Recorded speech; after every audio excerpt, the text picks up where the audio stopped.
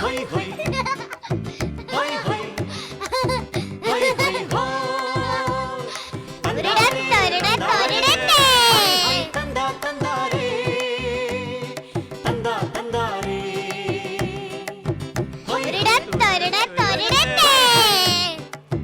ഹൊയ് ഹൊയ് ഹോ ഹൊയ്.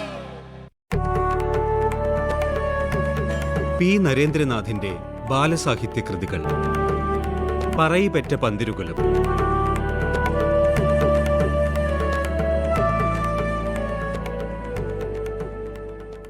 അമ്മിഞ്ഞപ്പാലിന് വേണ്ടി ആ ചുണ്ടുകൾ ചലിക്കുകയാണ്.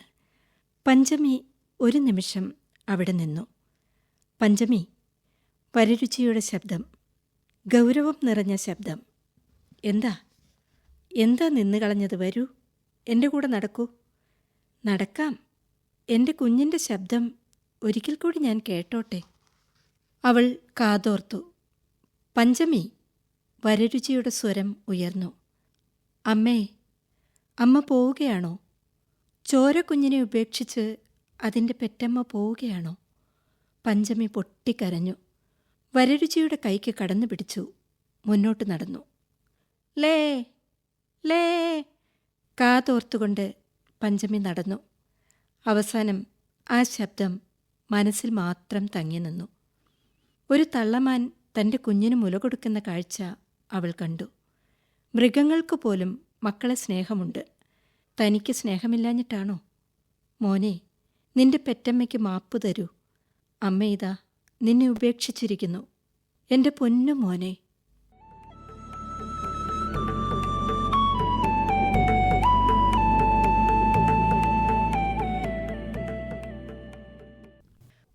ഒരു കുഞ്ഞിക്കാല് കണ്ട് മരിച്ചാൽ മതിയായിരുന്നു.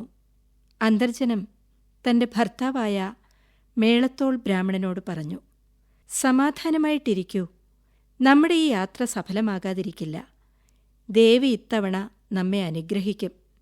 മേളത്തോൾ ബ്രാഹ്മണൻ ഭാര്യയെ സമാധാനിപ്പിച്ചു. വേളി കഴിഞ്ഞിട്ട് കൊല്ലം 15 കഴിഞ്ഞു. സന്താന സൗഭാഗ്യം ഇനിയും കൈവന്നിട്ടില്ല. സൽക്കർമ്മങ്ങൾ ഒരുപാട് ചെയ്തു.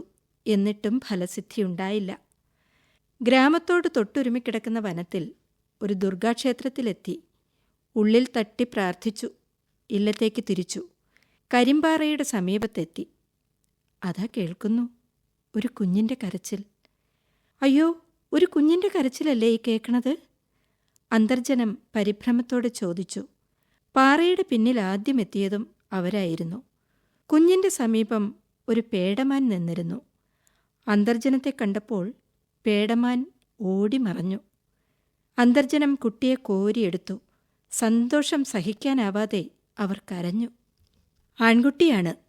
അമ്മയുടെ വയറ്റിൽ നിന്നും പുറത്തു വന്നിട്ട് അധിക സമയമായില്ല.